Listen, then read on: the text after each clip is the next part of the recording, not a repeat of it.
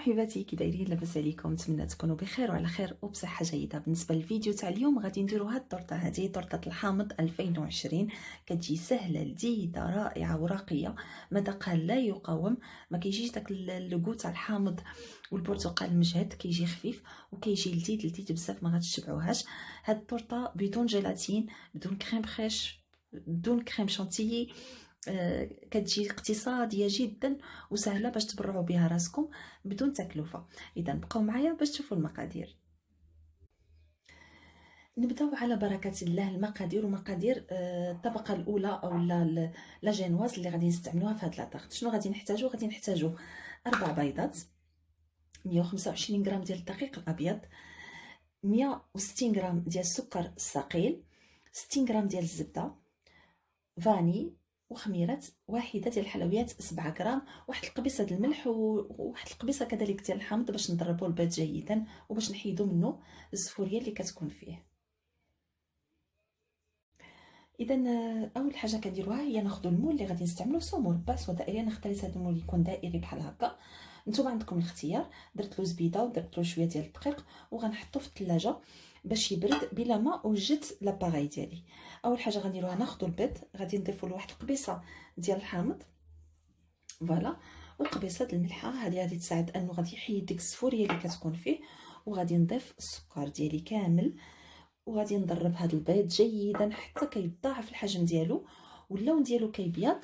عاد كنوقف على التضرب. هاد ليطاب ضروري البنات انكم تضربوه مزيان باش يطلع. هي اللي غادي تعطينا واحد لا تيكستور، العجينه ديالنا خاصه.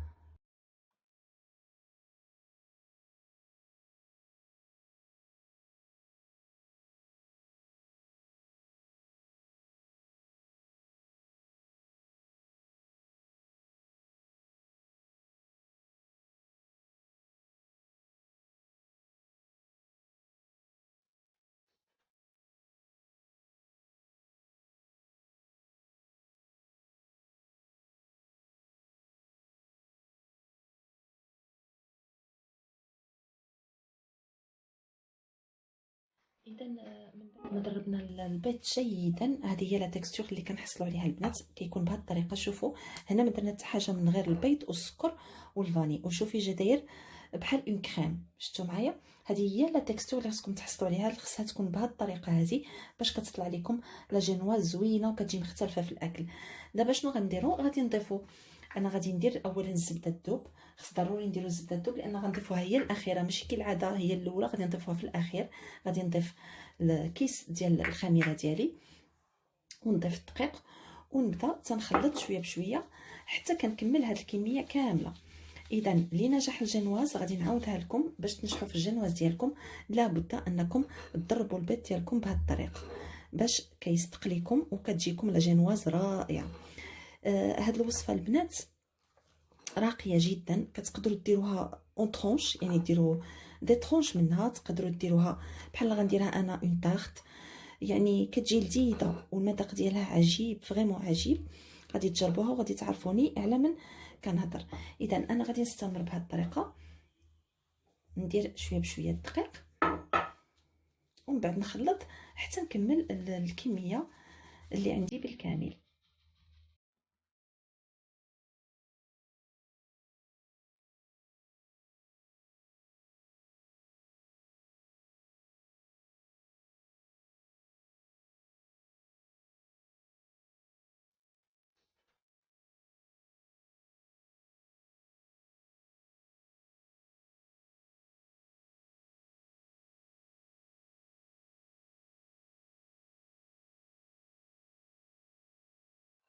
اذا البنات من بعد ما دمجت الدقيق ديالي مع الخميره غادي نضيف الزبده اللي ذوبتها لهذا الخليط ونخلط مره اخرى جيدا. فوالا كنخلطو مزيان حتى كتندمج الزبده عفوا الزبده مع هذا الخليط هذا. شفتوا الطريقه؟ اذا الزبده ما غاديش نديروها في الاول كما كنا نديرو قبل، غادي نديروها حتى الاخر. ضروري تبعوا المراحل ديال هاد لا جينواز هادي. اذا انا غادي نستمر بحال هكا حتى كندمج جميع العناصر مع بعضياتها ونرجع لكم. اذا ها هي اندمجات الزبده مع لاباغي كامله كما كتشوفوا، كلها مدمجه الزبده مع الفرينه ومع البيض، ولات عجينه وحده. دابا مبقى ليا غير نجيب المول ديالي. هنا كما قلت كتختاروا الشكل اللي بغيتو وكديروا فيه. دائما طلعوا البنات لاباغي ديالكم، طلعوها اولا العجينه اللي صايبتوها طلعوها الفوق باش كيدخلها الهواء وباش كطلع لكم مزيان. غادي ندخلوها دابا مبقى ليا غير ناخذ لا جينواز ديالي كندخلها الفران 180 درجه لمده 25 دقيقه تقريبا. كيبقى على الحجم ديال المول اللي استعملته. اذا كتدخلوها الفران وكتبقاو حاضينها كتوجد بسرعه، يعني في الساعه كطيب واحد 25 دقيقه وها هي واجده. اذا غادي ندخلها طيب ومن بعد نرجع لكم. اذا لا جانوز ديالنا ها هي طايبه كما كتشوفوا، كتجي رائعه. غادي نخليها تتبرد على خاطرها، وفي هذا الاثناء غادي نمشيو نوجدوا الحشو اللي غادي نصاوبوا به هاد لاطاغط هذه اللي غادي يكون متكون من البرتقال، عصير البرتقال وعصير الحامض. بالنسبه للحشو كما قلت لكم في اول انه الحشو ديالنا ما غادي يكون فيه لا كريم فريش لا كريم شونتيي، غادي نستغناو على هاد ليطاب ديال لا كريم تماما، وغادي نستعملوا واحد الكريمه اللي حنا غادي نحضروها وكتجي لذيذه ورائعه. اذا شنو غادي نحتاجو في هاد الكريمه؟ غادي نحتاجو جوج برتقالات معصرين وحامضه وحده معصره، نحتاجو جوج ديال صفار البيض فقط، نحتاجو 60 غرام ديال السكر، جوج معالق كبار ديال النشا، 20 غرام ديال الزبده وشويه د الماء باش نذوبوا النشا اللي عندنا. كذلك غادي نحتاجو نحكوا القشره ديال البرتقاله وقشره ديال الحامضه. ناخذ واحد الطاوه واول حاجه كنديروها هي اننا نديروا عصير البرتقال ديالنا. قلنا جوج برتقالات معصرين وعصير الحامضه. بهذه الطريقه هذه غادي نضيفوا شويه د الماء لان هذا الخليط غادي يتبخ وما بغيناش العصير ديالنا يتحرق، ونضيفوا السكر كامل اللي عندنا بهذه الطريقه هذه ونخلطوه. هذا الخليط غادي يدار فوق النار مهيله حتى كيتبخ. عاد كنضيفوا له النشا. بالنسبه للنشا هو عندي ونضيف نسيت القشره ديال البرتقاله والحامضه في هذا الخليط هذا باش ينسموا لنا لاطاغ تاعنا بالبرتقال والحامض على هذا الشكل هذا، وغادي نديرو فوق النار. بالنسبه للنشا غادي نوجدو هو الاول، غادي نضيفو مع شويه د الماء كما كتشوفوا فوالا، وغادي نذوبو على هذا الشكل هذا فوالا. انا النشا ديالي كما كتشوفوا اصفر لان ما استعملتش النشا، استعملت الكريم باتيسير غبره. يعني الا عندكم لا كريم باتيسير كتجي احسن في هذا الخليط هذا، ما عندكمش فماشي مشكل، استعملوا النشا عادي فقط. لا كريم باتيسير كتكون ملسمه وكتكون لذيذه احسن من الكريم من النشا بوحديتو فوالا. اذا انا وجدتها هي النشا ديالي ها هو وجدته، وهنا غادي نديرو فوق النار حتى كيتبخ. عاد كنضيف له النشا بطبيعه الحال. اذا بقاو معايا باش تشوفوا الطريقه.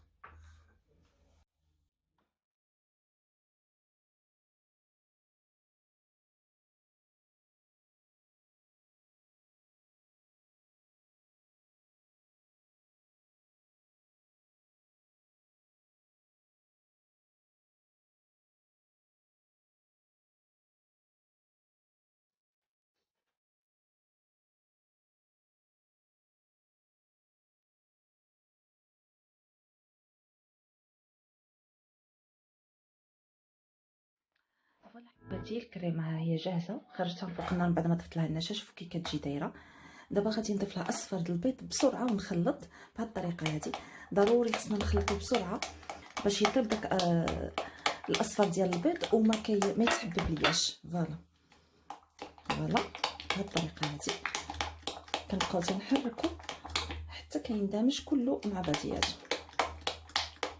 شفتوا معايا؟ من بعد ما ضفت اصفر البيض غادي نشد ديك 20 غرام ديال الزبده، غادي نقطعها بحال هكا. وهو كما كتلاحظوا ان الكريمه خارجه على النار، يعني باش ما تاخذناش، لان البرتقال الا خليناه فوق النار غادي يتبدل الطعم ديالو، غادي يعطي واحد لوغو ماشي زوين، مذاق خايب يعني ماشي لذيذ. لهذا كنديروا هذه الطريقه، هاد المراحل هادو كنديرهم وهو خارج من على النار فوالا. غادي نبقى كندوب في هاد الزبيده هادي ديالي حتى كتذوب كامله وكتندمج الكريمه ديالي كلها. ما تصوروش البنات الريحه اللي راها طالقه من الكريمه رائعه، سيرتو الناس اللي كيبغيو الحامض ويبغيو النكهه تاعو المذاق تاعو. اذا كما لاحظتوا ما استعملنا حتى شي حاجه غير طبيعيه، كلشي الحوايج اللي استعملناهم تقريبا طبيعيين، ما استعملنا لا نكهات لا حتى شي حاجه. حتى النكهه استعملنا فقط ديال البرتقال، قشره البرتقال والحامض. فوالا البنات، وبهذه الطريقه الكريمه ديالنا اللي غادي نديروها في وسط الكيك ها هي جاهزه، وكتشوفوا ان الزبده هي بدات كتذوب اولا تقريبا ذابت. فوالا صافي نخلي الكريمه تبرد واحد شويه ولا تطفى. في هذا الاثناء غادي نقطع الكيك ونجي باش نوريكم طريقه المونتاج تاعو. فوالا حبيباتي، خليت الكريمه ماشي دفات، يعني دفات واحد شويه وصافي، ماشي بردات. فوالا غادي نضيف النصف تاع الخليط بحال هكا فوق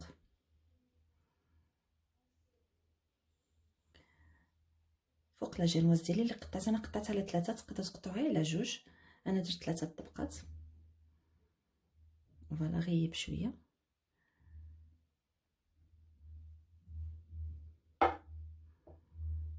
على هذا الشكل هذا. شفتوا الكريمه كتجي مندمجه مع بعضياتها. غادي نجيب الطبقه الثانيه وغادي نحطها فوق الحلوه ديالي.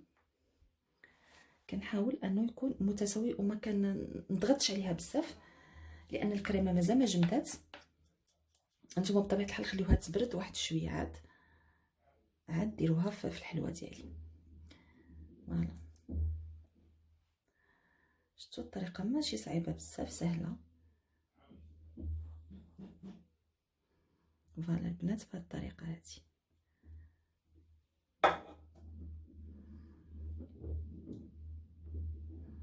وغادي ندير الطبقه الاخيره.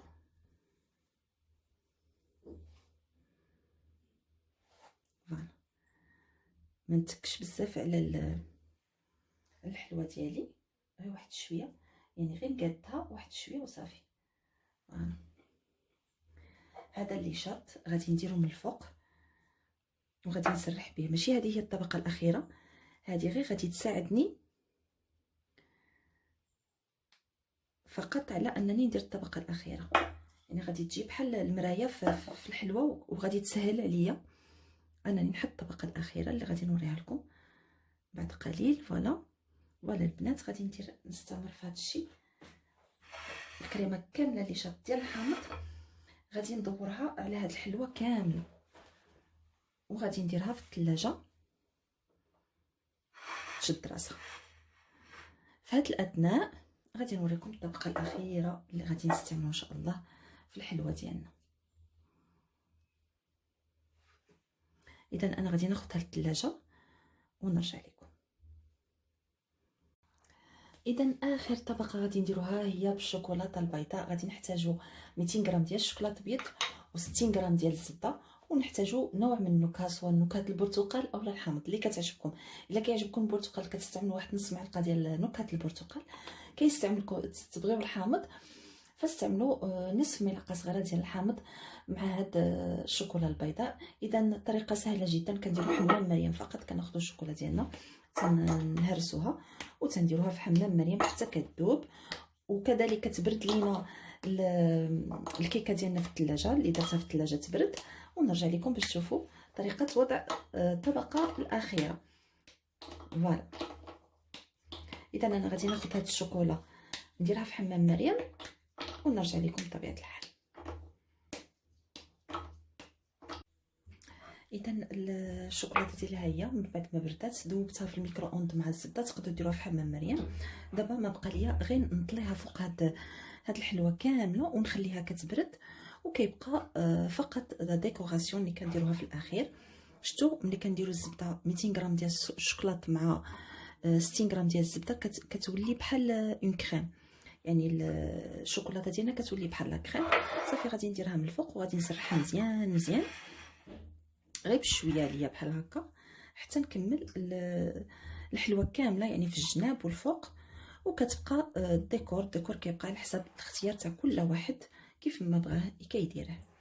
اذا انا غادي نستمر بحال هكا حتى كنكمل الطورطه ديالي كامله بالشوكولاته البيضاء.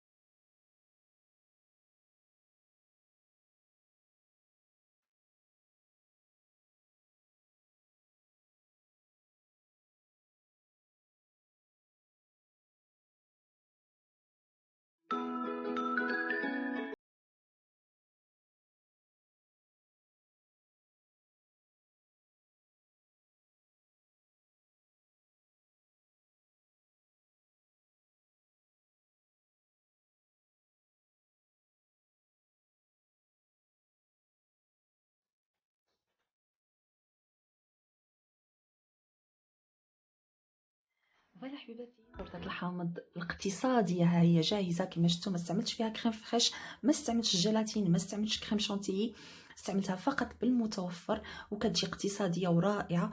والاهم الاهم انها لذيذه وراقيه، يعني تقدروا تستعملوها في اي مناسبه بغيتوا تقدروا تستعملوها. وضروري خصكم تجربوها باش تشوفوها كي دايره. اذا انا غادي نحلها لكم باش نشوفوها من الداخل كي كتجي. فوالا انا تنقطعها دابا باش نوريها لكم من الداخل. فوالا اذا شوفوا معايا البنات، ها هي لاطاغ ديالنا جاهزه كما كتشوفوا، كتجي رائعه، كتجي بالطبقات، وكريمه الحامض كتجي من الداخل. لا جينواز كتجي لذيذه بزاف. غادي تجربوها، غادي تعرفوني على من كنهضر. اذا نتمنى ان الوصفه ديال اليوم عجبتكم وتكون تنال اعجابكم وتجربوها ان شاء الله باذن الله. اذا البنات الا كيعجبكم فيديوهاتي ما تنساوش تلايكيو وتابوناو وتفعلوا الجرس باش يوصلكم كل جديد، ونهاركم مبروك.